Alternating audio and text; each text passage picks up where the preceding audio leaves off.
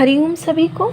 इति श्रीयोग वसिष्ठे वैराग्य प्रकरणे जरावस्था निरूपणम नाम सप्तदर्श सर्ग 17 पढ़ेंगे। श्री राम जी बोले कि हे मुनीश्वर, संसार रूपी गड्ढा है, उसमें अज्ञानी गिरा है, पर संसार रूपी गड्ढा तो अल्प है और अज्ञानी बड़ा हो गया है। संकल्प विकल्प की अधिकता से बढ़ा है। जो ज्ञानवान पुरुष है वह संसार को मिथ्या जानता है और संसार रूपी जाल में नहीं फंसता, और जो अज्ञानी पुरुष है वह संसार को सत्य जानकर उसकी आस्था रूपी जाल में फंसता है और भोगों की वाच्छा करता है। वह ऐसा है जैसे दर्पण में प्रतिबिंब देखकर बालक पकड़ने की इच्छा करता है, वैसे ही अज्ञानी संसार को सत्य जानकर जगत के पदार्थ की वाच्छा करता है कि यह मुझे प्राप्त हो और यह न हो। यह सब सुख नशात्मक है। अभिप्राय यह है कि आते हैं और जाते हैं, स्थिर नहीं रहते। इनको काल ग्रास करता है। जैसे पक्के अनार को चूहा खा जाता है, वैसे ही सब पदार्थों को काल खाता है। हे मुनीश्वर, यह सब पदार्थ काल ग्रसित हैं।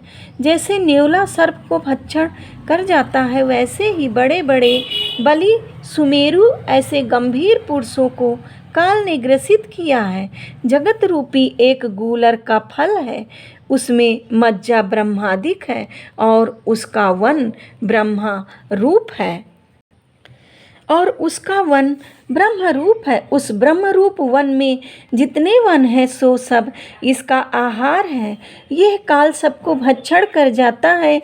हे मुनीश्वर, यह काल बड़ा बलिष्ठ है। जो कुछ देखने में आता है सो सब इसने ग्रास कर लिया है। हमारे जो बड़े ब्रह्मादिक हैं उनका भी काल ग्रास कर जाता है। तो और का क्या कहना है। जैसे सिंह मृग का ग्रास कर लेता है, काल किसी से जाना नहीं जाता। क्षण घड़ी प्रहर दिन मास और वर्षादिक से जानिए सोई काल है, और काल की मूर्ति प्रकट नहीं है। यह किसी को स्थिर नहीं होने देता।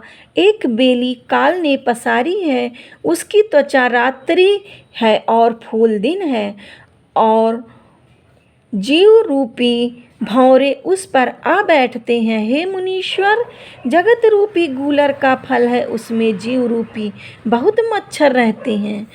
जैसे तोता अनार का भक्षण करता है, वैसे ही काल उस फल का भक्षण करता है।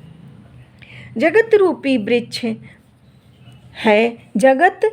वृक्ष है, जीव रूपी उसके पत्र हैं, और काल रूपी हस्ती उसका भक्षण कर जाता है। शुभ अशुभ रूपी भैंसे को काल रूपी सिंह छेद के खाता है। हे मुनीश्वर, यह काल महाक्रूर है, किसी पर दया नहीं करता, सबको खा जाता है। जैसे मृग सब कमलों को खा जाता है, वह उससे कोई नहीं बचता, वैसे ही काल भी सबको खाता है। परंतु एक कमल बचा है, उस कमल के शांति और मैत्री अंकुर हैं और चेतना मात्र प्रकाश है, इस कारण वह बचा है। काल रूपी मृग इस तक नहीं पहुंच सकता, बल्कि इसमें प्राप्त हुआ काल भी लीन हो जाता है। जो कुछ प्रपंच है सब काल के मुख में है। ब्रह्मा विष्णु रुद्र कुबेर आदि सब मूर्ति काल की धरी हुई है। ब्रह्मा विष्णु रुद्र कुबेर आदि की सब मूर्ति काल की धरी हुई है, यह उनको भी अंतर्धान कर देता है। हे मुनीश्वर, उत्पत्ति स्थिति और प्रलय सब काल से होते हैं।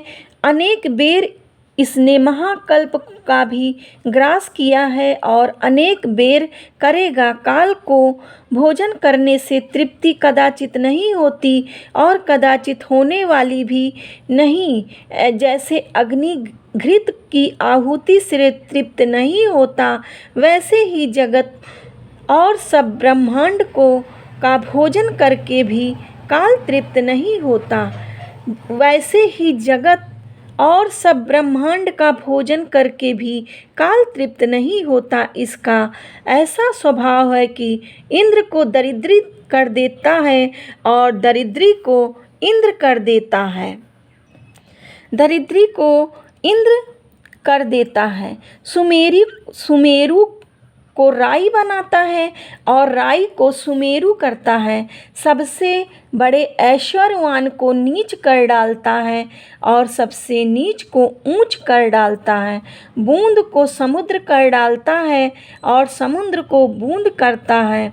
ऐसी शक्ति काल में है। यह जीव रूपी मच्छरों को शुभाशुभ कर्म रूपी छुरे से छेदता रहता है। काल रूप का चक्र जीव रूपी हांडिया की शुभ अशुभ कर्म रूपी रस्सी से बांधकर फिरता है और जीव रूपी वृक्ष को रात्रि और दिन रूपी कुल्हाड़े से छेदता है। हे मुनीश्वर, जितना कुछ जगत विलास भासता है, काल सबको ग्रास कर लेगा। जीव रूपी रत्न का काल डब्बा सा है। जीव रूपी रत्न का काल डब्बा है, सो सबको अपने उदर में डालता जाता है। काल यूं खेल करता है कि चंद्र सूर्य रूपी गेंद को कभी ऊर्ध्व को उछालता है और कभी नीचे डालता है। जो महापुरुष हैं वह उत्पत्ति और प्रलय के पदार्थों में से किसी के साथ स्नेह नहीं करता और उसका काल भी नाश नहीं कर सकता। जैसे मुंड की माला महादेव जी गले में धारे हैं, वैसे ही यह भी जीवों की माला गले में डालता है।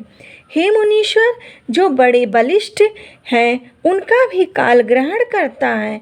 जैसे समुद्र बड़ा है, उसको बड़वा नल पान कर लेता है और जैसे पवन भोजपत्र को उड़ाता है, वैसे ही काल का भी बल है।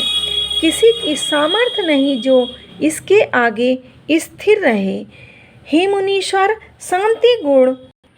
शांति गुण प्रधान देवता, रजोगुण प्रधान बड़े राजा और तमोगुण प्रधान दैत्य और राक्षस हैं।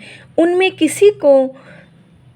किसी को सामर्थ्य नहीं जो इसके आगे स्थिर रहे।